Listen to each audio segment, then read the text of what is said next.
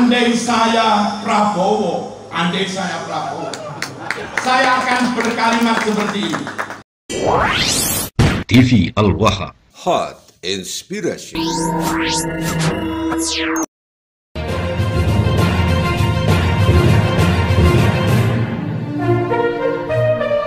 Ya, MBDNU Kecamatan Jatinegara. Mungkin sehat Kiai, panjang umur, manfaat ugi manfaati wargane, barokah juga barokai wargane, selamat juga menyelamatkan wargane. Amin Allahumma amin.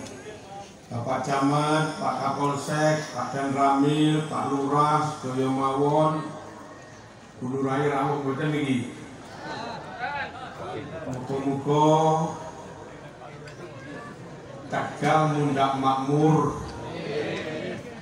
mundak sejahtera, masyarakatnya bahagia, tampil pados rezeki, tenang kahananipun ngelampahi ibadah kanthi sae.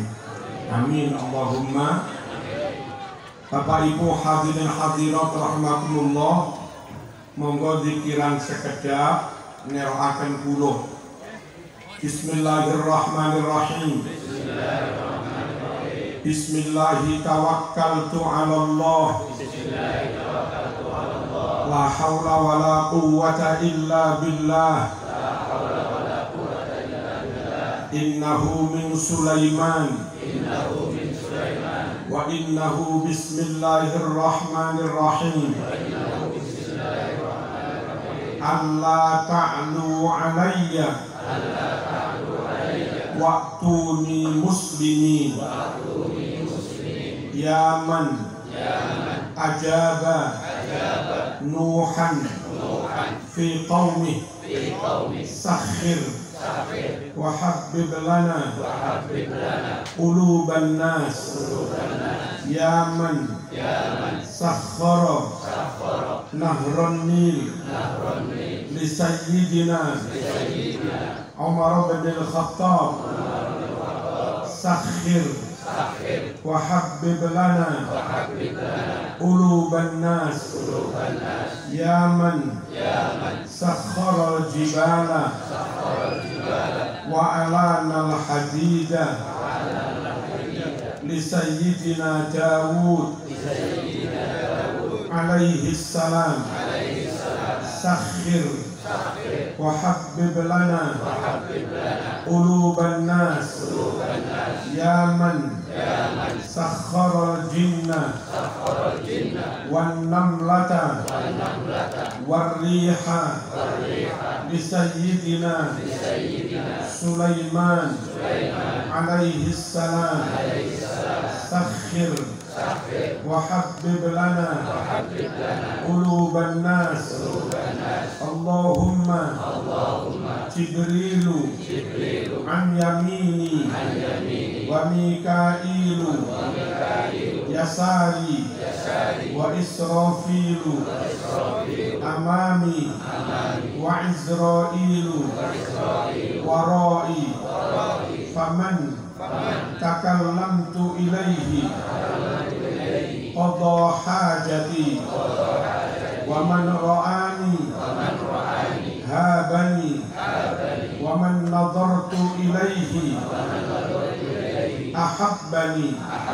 Allahumma ya Allah ana wa munkarun wa nakirun imna tahta ka'bati hadha syarral fitnah syarral musibah syarral bala syarral waba syarral amrad syarral zulmi syarral nifaqi syarral khiyanati syarral makri syarral hasadi syarral sihri syarral syaitani biqawli لا إله إلا الله محمد رسول الله صلى الله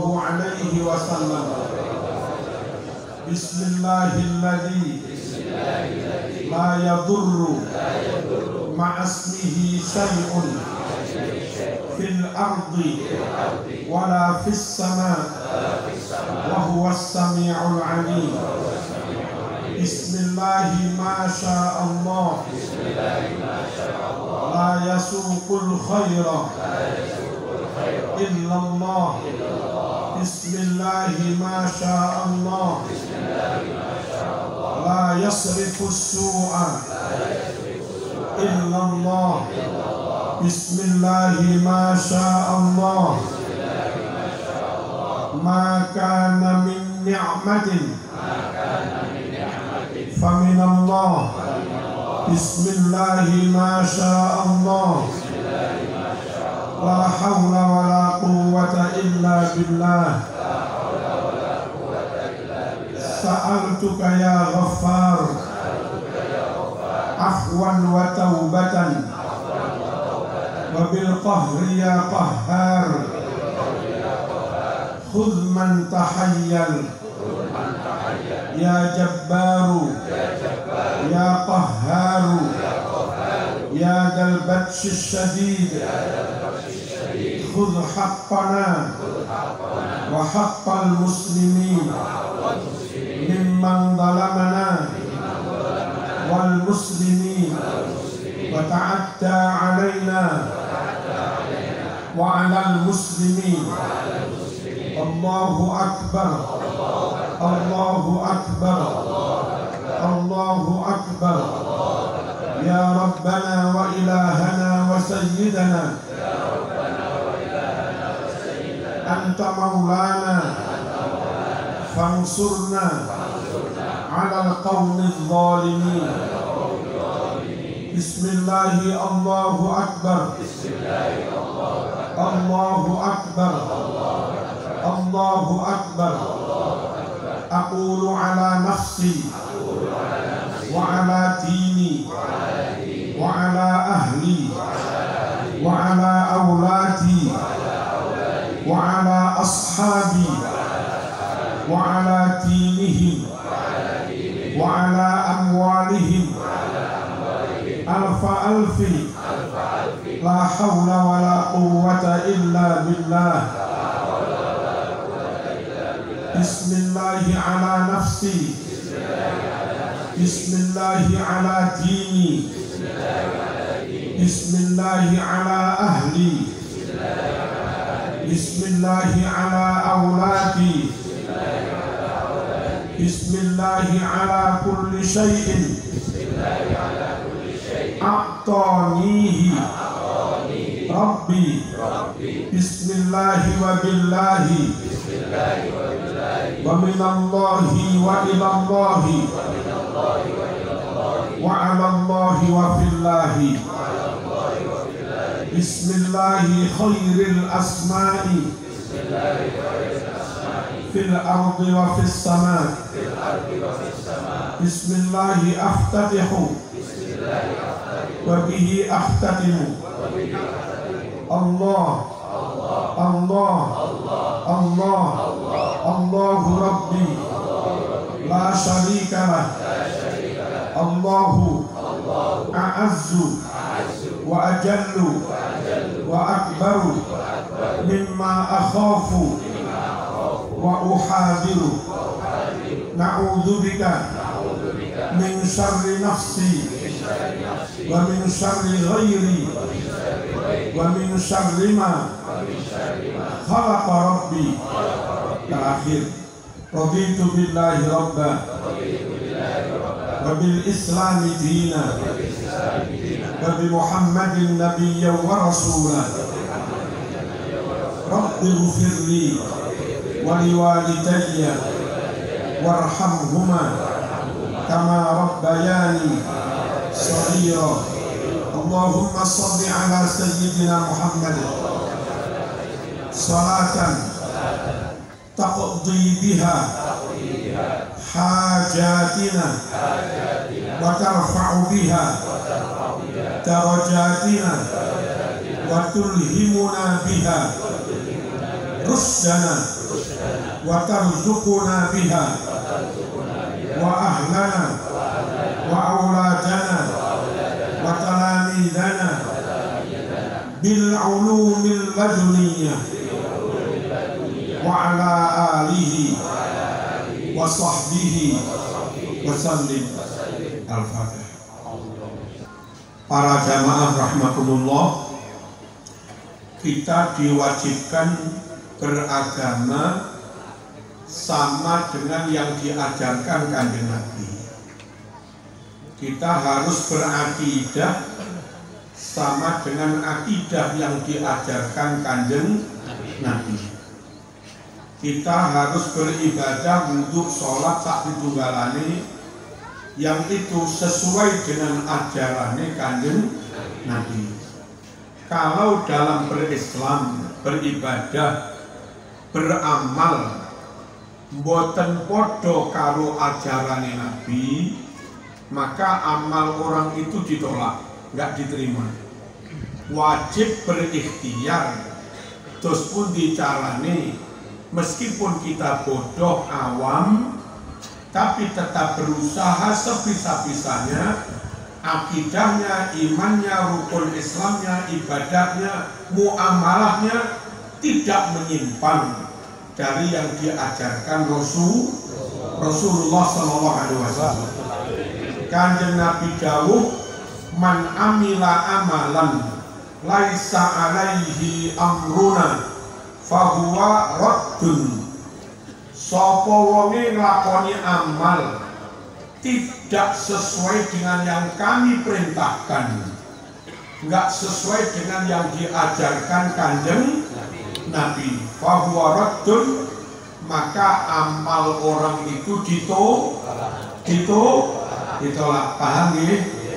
Nabi juga bersabda, taraktu fikum amrayn, saya tinggalkan buat kalian semua dua perkara, dua pusaka, dua pegangan. Lan tadillu ma in tamassaktum bihima.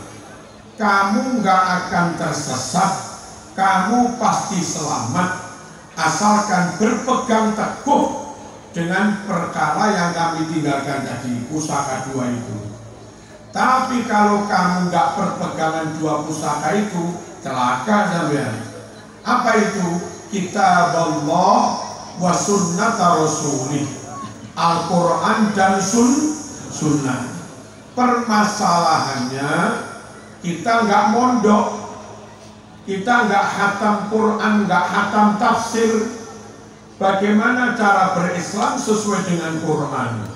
Wong nggak ngerti isinya Quran, ya enggak? Kita nggak mondok, nggak pernah khatam Sahih Bukhari, nggak pernah khatam Sahih Muslim, bahkan Riyadhus Shalihin pun nggak pernah khatam. Wong memang kita awam.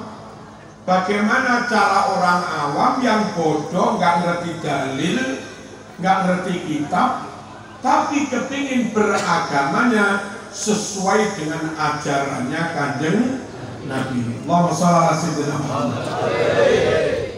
Jalan yang paling praktis, cara yang paling mudah, derek kiai. Cara yang paling mudah bagi orang awam, nggak ngerti dalil, nggak ngerti Quran Sunnah, tapi kepingin sesuai dengan ajaran Rasulullah SAW.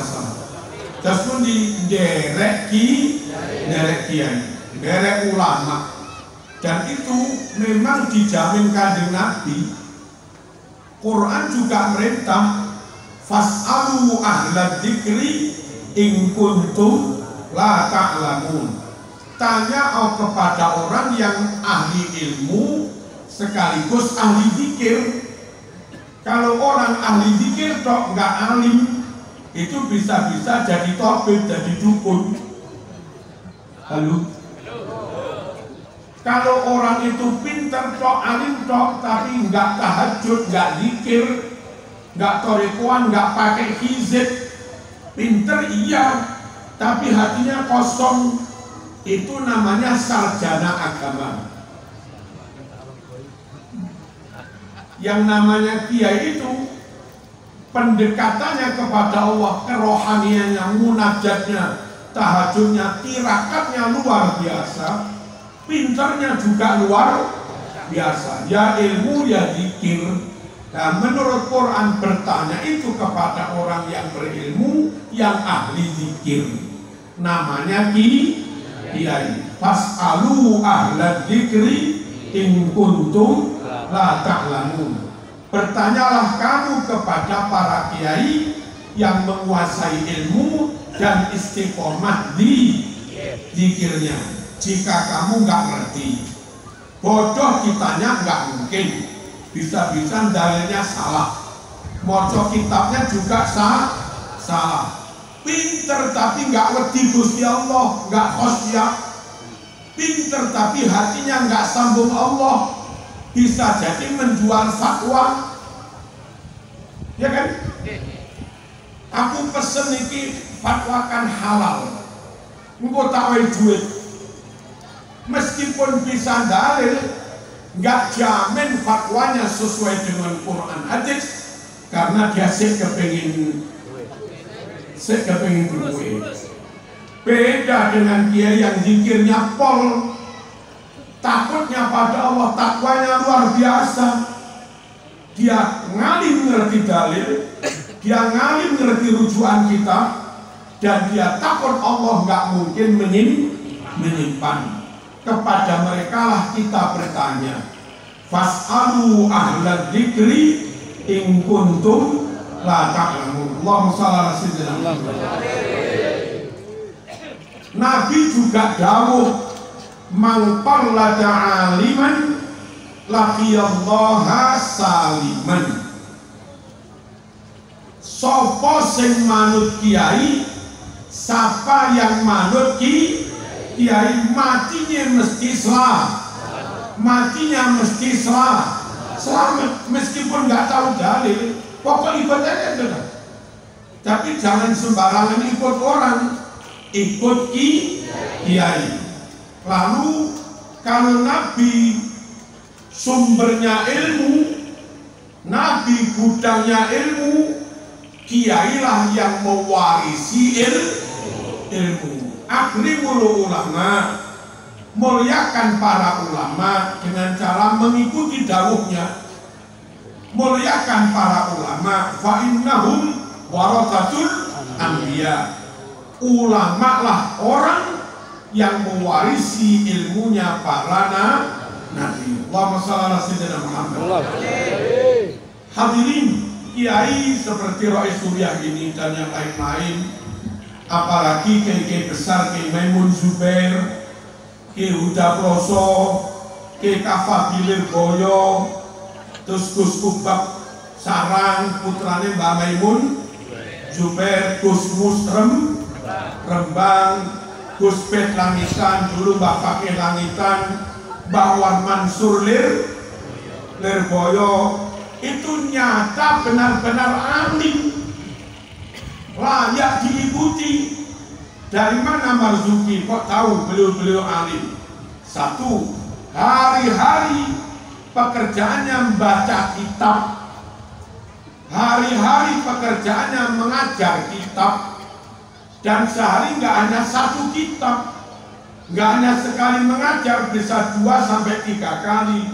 Bendino, lelek bendino nyun sewu mulang kitab ping pindho. Sekali ngajar 2 halaman, sehari 4 halaman, 10 hari 40 halaman, 1 bulan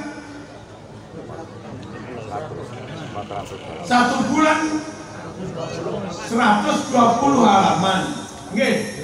10 bulan 1200 halaman, nggih napa nggih? Terus kalau puluhan tahun, kalau saya katakan yang alim itu kiai, saya nggak membual. Memang tenanan asli Wong bendino pendamelane mulang kitab. Dan baca kitab bukan hanya ketika ngajar, mengke kiye longgar nggih teng sandinge kitab nggih maca berjam-jam hampir setiap hari. Sungguh salah dan bodoh kalau sampean orang awam manutnya tidak kepada kiai. Halo. Paham no kemudian? Manut harus kepada kiai. Mereka nggak kerja, mereka nggak PNS, mereka nggak pejabat, mereka nggak pengusaha. Ya hari-hari pekerjaannya mulai kita bertahun-tahun. Ya mesti ngalimi. Nomor loro, mereka rata-rata orang Jawa pribumi, non Arab. Kok bisa baca kitab Arab tanpa kamus? Ratusan kitab Arab, ada ratusan ribu kalimat Arab, semua ngerti maknanya. Wong Arab dewe itu kadang nggak ngerti maknanya.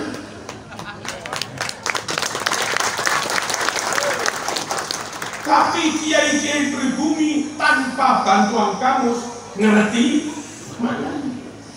Pak desa ya Ki Hasbullah itu kalau hataman Sahih Bukhari 4 juz sebulan mesti selesai. Hataman kitab Ihya Ulumuddin 4 jilid sebulan mesti tuntas tanpa bantuan kamus.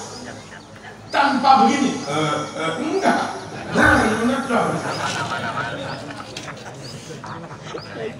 dia itu seperti itu. Nyata memang diberi ilham kalau Gusti Allah. Nyata memang diterangi hatinya oleh Gusti Allah. Bayangkan wong Jawa, mondok ning Jawa, sama sekali nggak pernah kuliah di Arab, lah kok bisa ngomong Arab nggak bisa. Tapi kalau baca kitab Arab, wes itu maunah, itu karomah. Allahumma shalli ala sayyidina.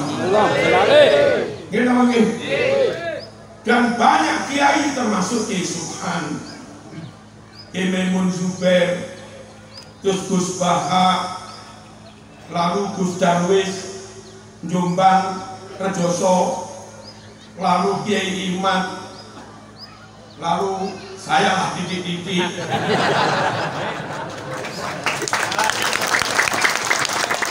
Wong Jawa asli, semenit pun nggak pernah mondok ning Arab, tapi iso ngarang kitab Arab. Dan kayak kitab yang kami karang itu dipakai sampai Maroko sana. Itu loh kiai. Jadi memang lek kula ngarani kiai itu memang orang yang dipilih Gusti Allah. Kalau Allah saja milih, lalu sampean nggak gelem milih ya kebacut. Allahumma shalli ala sayyidina. Yang ketiga, muridnya kiai alim-alim. Ini Rois Suriah yang alim tadi, itu muridnya Kiai Dimyati Rois. Kiai Kafabi Lirboyo, pengasuh Lirboyo sekarang, yang alimnya kayak begitu, itu muridnya Kiai Dimyati Rois. Gus Baha yang pinternya kayak begitu, itu muridnya Kiai Maimun Zubair. Yang bagaimana? Gus yang pinternya luar biasa itu muridnya Kiai Bisri Mustafa. Kiai Subhan Makmun Brebes bisa ngarang kitab, pondoknya 7, santrinya 15.000 lebih, alim pol. Itu muridnya Kiai Dimyati Rois juga. Sekarang kalau muridnya saja kayak begitu, Kira-kira kiainya alim apa enggak? Muridnya itu loh, dan kayak begitu, dan muridnya itu bodoh dan pekok. Kalau ada orang mengatakan kiai nggak ngalim, bagaimana menyimpulkan kiai nggak ngalim? Muridnya saja alim, nopo maneh guru lagi lah. Masalah sejarah pengorbanannya, meskipun warga bantu, masyarakat bantu, pemerintah juga bantu, alhamdulillah. Tapi pengorbanan untuk jihad dakwah nggak ada yang mengalahkan kiai. Kecil-kecilan misalnya saya, itu tanah yang di depan rumah itu sampai ke sana ya pondok, masjid, madrasah itu sudah wakaf semua, sekitar 5.000 meter. Hari ini harganya per meter 10.000. Berarti dia itu berkorban tanah, nilainya berapa nih?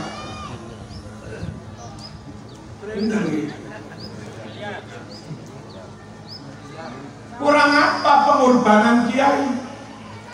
Itu kadang masih dituduh dodol ilmu, masih dituduh nyuwun sewu komersial. Andai kiai kayak Ki Subhan ceramah terus nanti diamplopi, terus Gus Kikim Tebu Ireng ceramah diamplopi, itu nggak ada apa-apanya dibanding tanggungan kiai setiap bulan. Pengasuh Tebu Ireng itu setiap bulan harus gaji guru, ustadz plus biaya yang lain minimal 1,5 miliar. Itu loh pengorbanan kiai. Kalau ada menteri nyangoni 1 juta, saklemetan. Apa artinya 50 juta dibanding 1 miliar? Itu pun yang nggak setiap bulan kiai memberi apa, menteri memberi. Tapi kadang orang awam itu omongannya sudah nggak karu-karuan. Suhu enak jadi dia. Kalau enak ente aja yang jadi dia. Sungguh kiai layak jadi panutan. Pengorbanannya luar biasa. Lirboyo itu ada sekitar 10 hektar. Sana per meter minimal 3.000 kali 100.000 meter, 300 miliar ini. Itu harga tanahnya kok belum bangunan. Nanti juga masih mikir bayar tukang, masih mikir beli material. Ada sih masyarakat nyumbang 1-2. Tapi saya misalnya sekarang bangun masjid hampir 9 miliar. Ada orang bantu sedikit-sedikit. Tapi dari 9 miliar ini ya nggak sampai 1 miliar.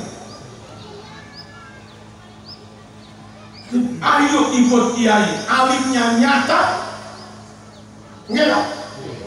Alimnya terbukti, nggak hanya klaim, nyata alim. Mana bukti kiai alim? Baca kitab tanpa kamus. Mana bukti kiai alim? Muridnya saja alim. Mana bukti kiai alim? Nyuwun sewu bisa ngarang kitab Arab meskipun mereka pribumi. Komitmen perjuangannya tidak untuk ini. Lihat aja, bangun pondok miliaran pakai dana sendiri. Dan rata-rata kiai nggak mau buat proposal minta ke Pemda, kecuali Pemda memberi. Nah, kenapa kiai harus jaga marwah? Ngemis itu nggak baik, kehilangan rai. Nggak ada kiai jamuan itu, nggak ada. Paham ya? Malah dijangi iya.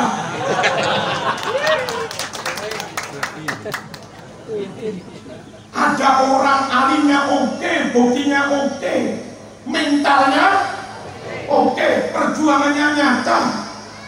Ada perintah dari Nabi, ikuti mereka. Terus kita tetap nggak ikut, itu loh alasannya apa? Clear? Derek Sawo? Derek Kiai? Allahumma shalli ala sayyidina. Hadirin rahmatullah. Lalu banyak kiai yang nyata keramatnya. Kita orang tua dua anak loro. Anak loro diopeni dewi anak-anakan. Anak loro dirawat dewi lo nggak pinter. Tapi Kiai Lirboyo 40.000 santri lebih hanya diasuh beberapa kiai, itu alim semua. Keramat orang kok bisa menaklukkan hati ribuan santri dan manut semua. Ini memang diberi maunah oleh Gusti Allah. Keramat. Halo. Siap. Di lembaga lain manut karena dijanjikan jabatan. Di lembaga lain manut karena dijanjikan beasiswa.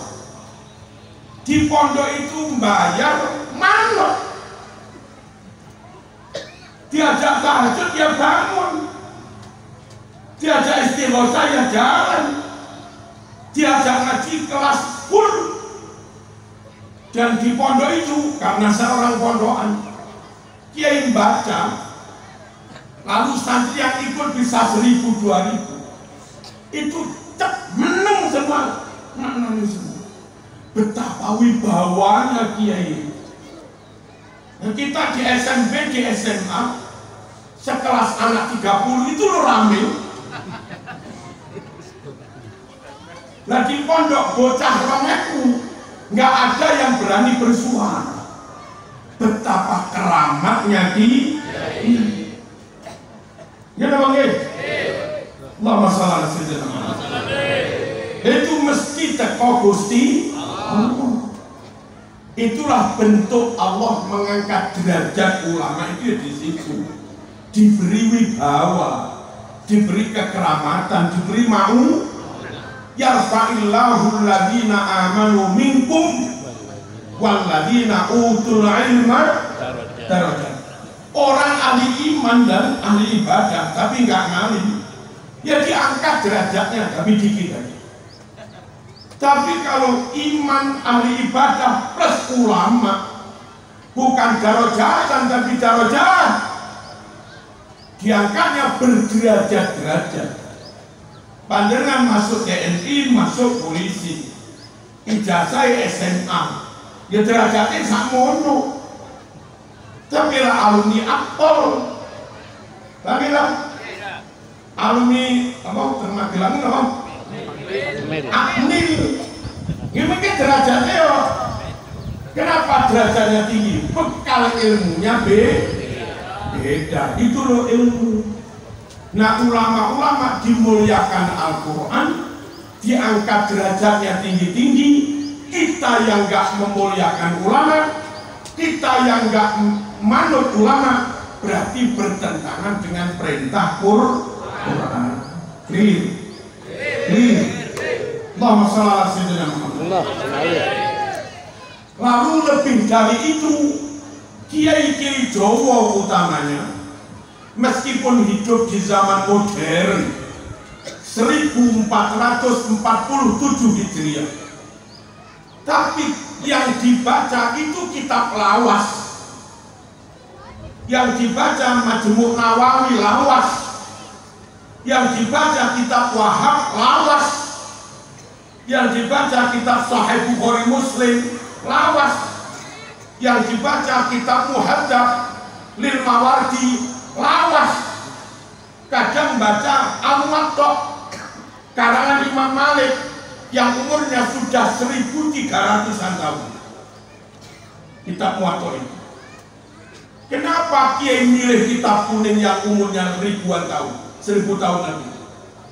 Untuk memastikan meskipun kita, anak kita, santri kita, umat kita hidup di zaman modern, tapi dengan baca kitab lawas, maka meskipun hidup di zaman modern, tetap dapat ilmu, yang ilmu itu jaraknya kali Nabi nggak jauh-jauh. Paham nggak? Diajak ngaji Bukhari. Bukhari itu pengikutnya Imam Syafi'i. Diajak ngaji Sahih Muslim. Imam Muslim pengikutnya Imam Syafi'i. Imam Syafi'i murid dari Imam Waqi'. Imam Waqi' murid dari Hasan Basri. Hasan Basri murid dari Abdullah bin Mas'ud. Dia muridnya Kanjeng Nabi. Kiai itu top, terus santri diajari kitab kuning. Dengan ngaji kitab kuning, maka santri yang hidup di zaman modern dapat ilmu, ilmunya ulama salaf yang mereka dengan Nabi urut sanadnya bersambung, jaraknya nggak jauh-jauh. Imam Malik lahir sekitar 85 Hijriah. Nah, kalau kita di pondok ngaji Muwatta, itu ngaji kitab yang ditulis oleh orang yang lainnya sebelum 100 Hijriah. Jaraknya sangat dekat dengan Rasulullah. Bejo banget. Kalau nggak di pondok, nanti ngaji kitab terjemahannya belum tentu benar, eloknya belum tentu benar. Kalau nggak di pondok, nanti ngaji terjemahannya menurut versi penterjemah. Kadang Ustadz Muhammadiyah, Ustadz NU, podo-podo menterjemah, hasilnya beda. Lek ngaji teng pondok langsung pakai kitab Arabnya, pakai sumber asli. Itu loh harus manut kiai. Sakit dipahami ya? Allahumma shalli ala sayyidina Muhammad. Ilmunya lebih orisinil, dan dengan ngaji kitab kuning dipastikan ilmu dari pondok, ilmu dari kiai, ilmu yang bersanad bersambung sampai Kanjeng Nabi. Nah, satu kata yang akan saya katakan, dengan adanya ngaji kitab kuning, ilmunya bersambung sampai Nabi. Maka kalau ilmu itu kita amalkan, kita mengamalkan ajarannya Kanjeng Nabi. Kalau ngaji ke barat, bahkan ngaji ke Saudi, kitabnya kitab putih, ya hadis Bukhari tapi sudah diedit. Dan saya tahu, saya punya kitab. Dia ngaji kitab Arab tapi sudah diedit. Khawatir kita kalau nggak di pondok, nggak manut kiai, manut yang lain, tidak ngaji kitab modern. Jangan-jangan kitab modern itu kitab baru, bukan kitab lawas, ditulis oleh musonef, yang musonefnya nggak bersambung sanad sampai Kanjeng Nabi. Kalau sampai kita, anak kita dapat ilmu yang nggak bersambung sanad sampai Nabi, pertanyaannya, kalau ilmu itu diamalkan, itu mengamalkan ajarannya Nabi apa mengamalkan ajarannya si pengarang itu? Bahaya. Halo? Boleh ngelakoni fatwanya pengarang, tapi pengarang yang pastikan dia bersanad sampai Rasulullah, termasuk harus kitab kuning tadi gitu loh. Padahal ngomong betul nih. Makanya kalau nggak mengamalkan perintah Nabi, tolak.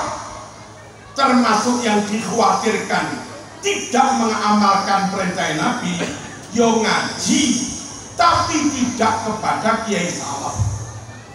Yo ngaji tapi tidak dengan kitab kuning.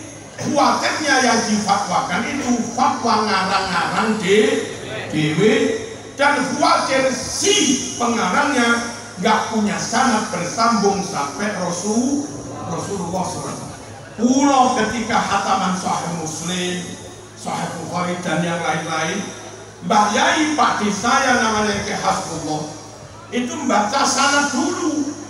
Saya ngaji kitab ini dari Ki Hamid Pasuruan, Ki Hamid dari Ki Wahab bla bla bla bla bla bla bla sampai Imam Bukhari, baru ngajinya dimulai. Lahul Fatihah baru di. Begitu juga ngaji Sahih Muslim, guru saya ini, dia dari ini, dia dari ini, dia dari ini, sambung sampai Imam Muslim, Lahul Fatihah. Ikutlah ki, ikutlah ki. Allahumma shalli ala sayyidina Muhammad. Yang kelima, kiai membersamai umat, kiai mendampingi umat, kiai bersama rombongannya, kiai bersama cantreknya, kiai bersama santrinya, itu yang nyata mendampingi umat mulai lahir sampai mati.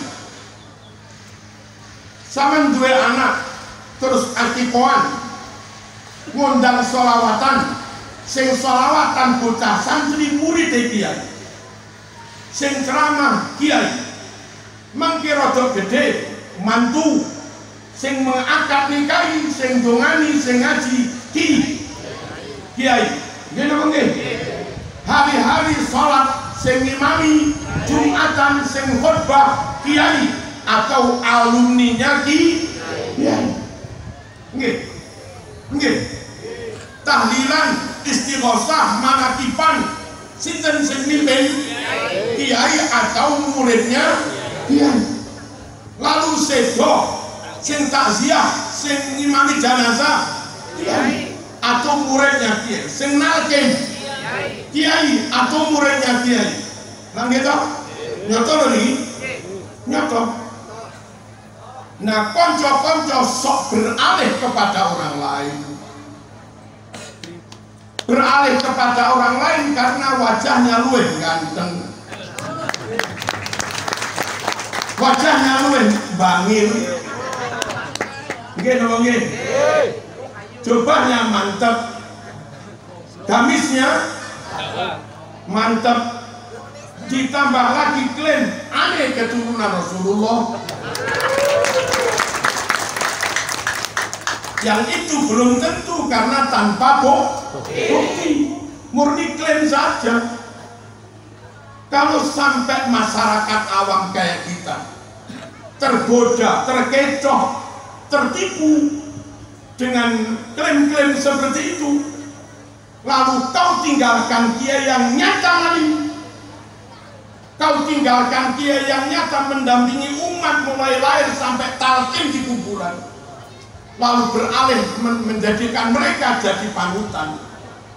Pertanyaannya, apa mereka khatam Sahih Bukhari?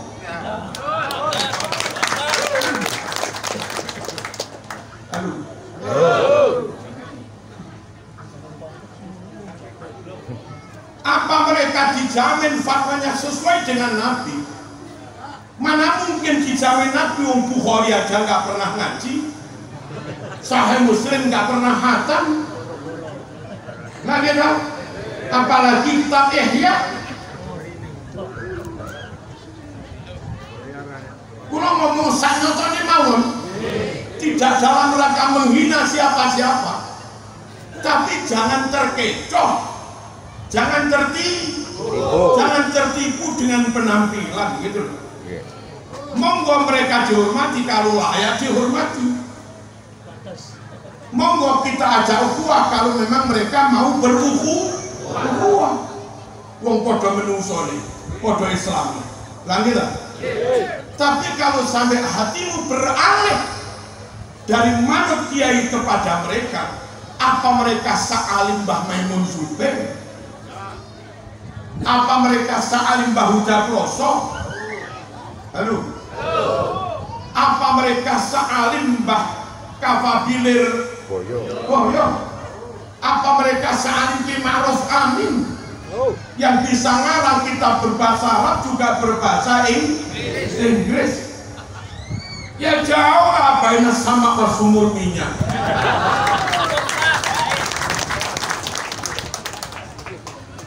Paham ya? Allahumma shalli ala sayyidina Muhammad. Pertama, alimnya belum tentu. Yang kedua, yang saya tahu, yang tak kira dulu itu alim, ternyata kacau Eropnya.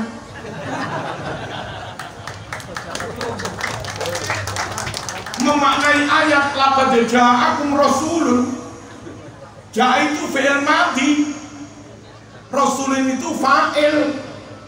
Mestinya maknanya demi Allah teman-teman yakti ustaqo ing sira kabeh. Kum niku ing sira kabeh. Makul kok. Sapa sing teko? Rasulun, rasul namanya Muhammad sallallahu alaihi wasallam. Rasul kuwi fa'il. Lah orang yang kita juga alim dan orang Jawa Tengah menganggapnya alim. Kebetulan dari sini jaraknya hanya selisih 2 kabupaten. Tahu 2 kabupaten itu apa? Ke selatan, ke barat,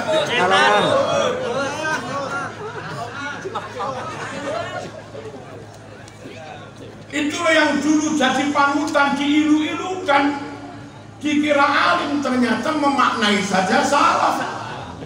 Dia memaknai teman-teman harus nekake ingsun. Ingsun endi? Itu pula fa'il itu endi? Lalu hadis ini sangat populer. Man ra'a minkum mungkaron, man utawi sapa wong iku ro'an weruh sapa man minkum saking sira kabeh weruh mungkaron ing perkara kan mungkar falyughayyiru, maka rubahlah kemungkaran. Nah, dia membacanya man ra'aitul mungkar. Ketoro banget, enggak tabahur, ketoro banget, enggak berilmu. Lalu menframingnya, ini loh karangannya banyak. Karangan itulah ada timnya. Salah satu timnya sudah keluar, cerita ke saya.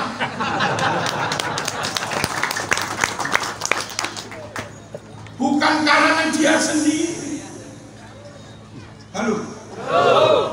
Kecuali kalau benar-benar di depan umum, tahu-tahu ini apa Fathul Mu'in langsung baca dan lancar, baru kita percaya. Kalau ini setumpu ini karangan saya, belum tentu. Bisa-bisa yang nulis timnya.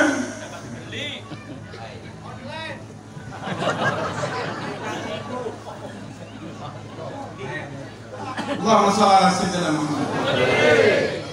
Kalau saya manut Mbah Maimun Zubair, ya memang benar-benar alim, benar-benar ngarang kitab, benar-benar sehari-hari ngajar kitab, mutalaah kitab. Lalu nyuwun sewu, nah tapi katanya mereka keturunan Rasulullah.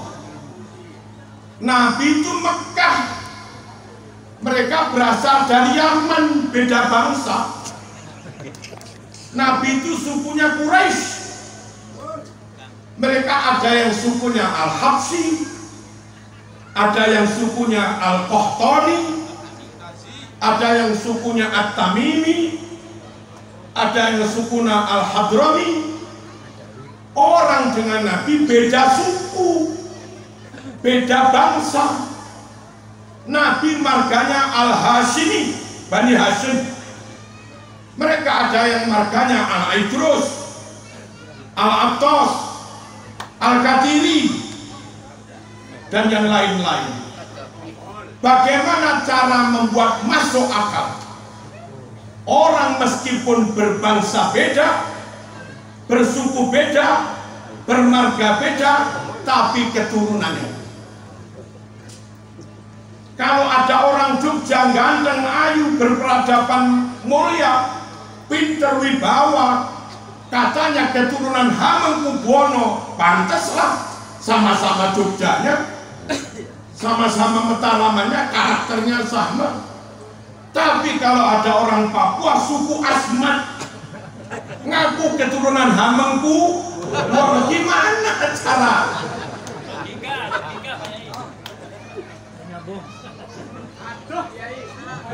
Jauh sekali. Kalau ada orang Mekah ganteng, alim, amanah, akhlaknya mulia kayak Syed Maliki, Nabi Mekah, beliau Mekah sama. Nabi sukunya Quraisy, Syed Maliki juga sukunya Quraisy sama.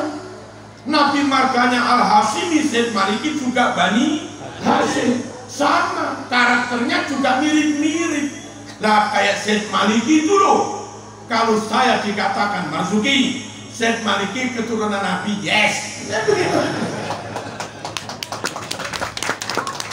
Tapi kalau orang Yaman wajahnya jauh, Nabi sabar dia ngamuan.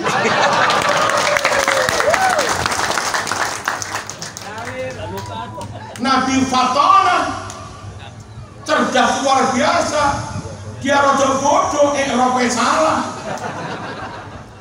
Halo. Halo. Nabi Nyuwun Sewu memberi terus. Dia sukanya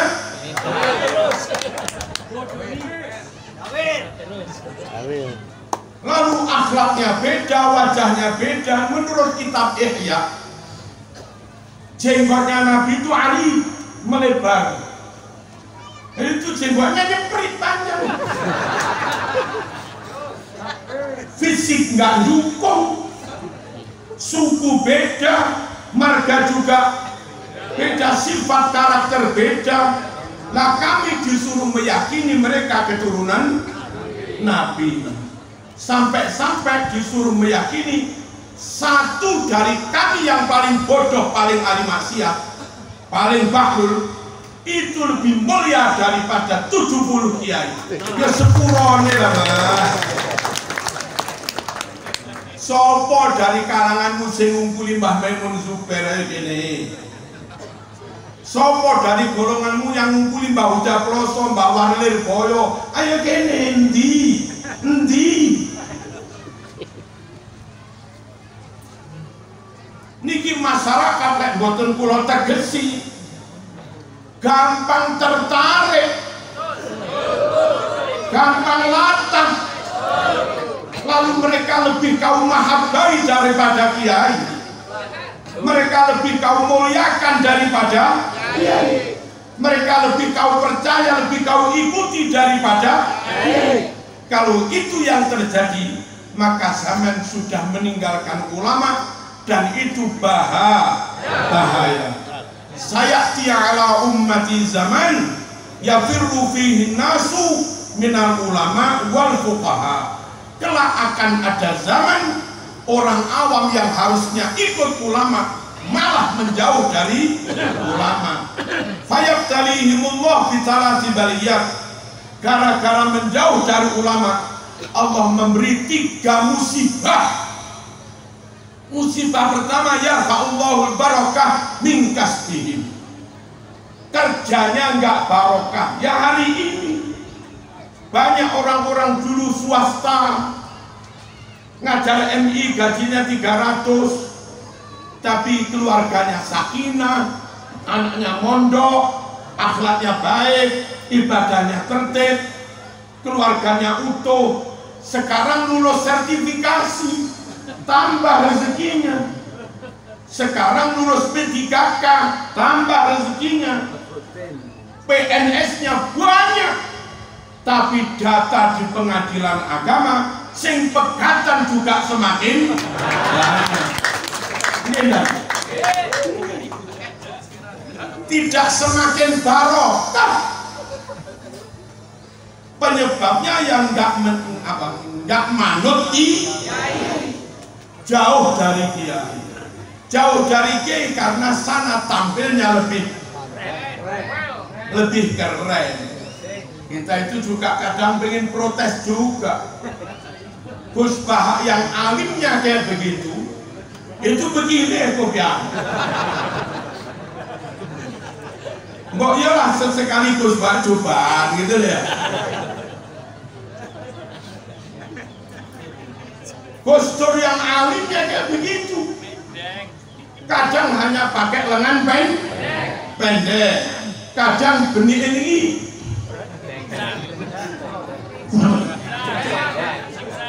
Nah, ngoten niku.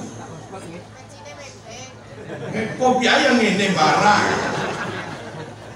Kita itu nggak mementingkan penampilan, tapi mohon warga masyarakat jangan tertipu. Itu meskipun tampilannya kayak begitu ngarang kita banyak. Itu meskipun tampilnya begitu santrinya ribuan. Meskipun tampilnya begitu malam tahajud. Cuma memang kiai nggak menampakkan itu di depan umum gitu loh. Dong? Paham ya? Allahumma shalli ala sayyidina Muhammad. Ikut kiai jangan ikut yang lain. Kalau ikut yang lain mereka rata-rata nggak ngalim meskipun berjubah, nggak ngalim meskipun pakai serban. Tadi di HP saya dapat share-sharean, mereka tampil di depan umum takbiran. Takbiran itu anak TK saja apal, anak MI Madin apal. La ilaha illallah wahdah sadaqa wa'dah wa nasara 'abdah, kita apal. Mereka itu ngerepek neng HP, kowe macane keliru. Tapi coba saya mending ikut kiai yang tampilnya biasa. Siang ngimami, pada dhuwur malah kitab, pada isya malah kitab, lalu ceramah di masyarakat, pada subuh malah kitab lagi.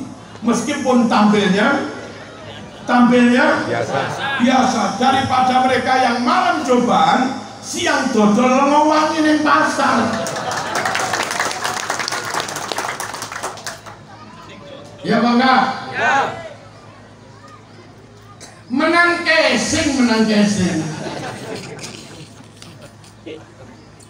bungkus. Kenapa? Menang bungkus. Kalaupun katanya keturunan Nabi, mana kenapa kok minta bukti?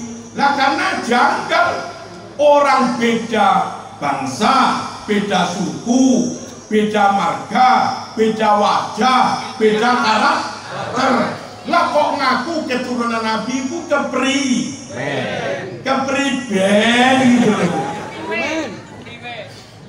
Saya mending lebih percaya pada kiai yang nggak mengandalkan nasab siapa-siapa, tapi nyatanya kealimannya luar biasa gitu loh. Paham ya? Lalu nyun sewu, mereka juga rata-rata nggak mondok. Pondok Lirboyo hampir 100% wong pribumi, santri maupun ustadznya. Pondok Kloso hampir 100% pribumi, santri maupun ustadznya.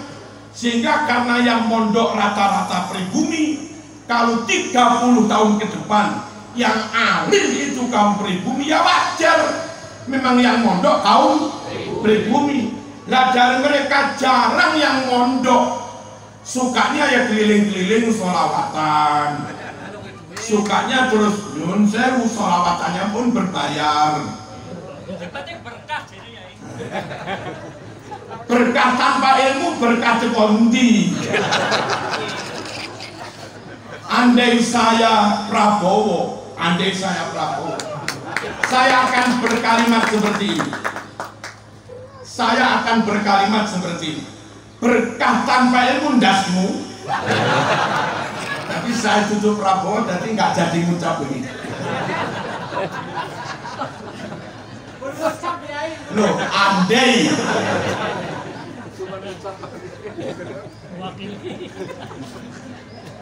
Allahumma shalli ala sayyidina Muhammad. Nyata yang ngajar pondok itu wong Jawa, yang santrinya juga wong Jawa. Kalau sekarang yang alim wong pribumi, 30 tahun ke depan yang alim juga tetap kaum pribumi. Memang nyatanya begitu kaderisasi di pondok itu, transfer ilmu. Lah mereka yang hari-hari di pasar dodol minyak wangi, kok tahu-tahu nanti malam jadi alim itu loh terus.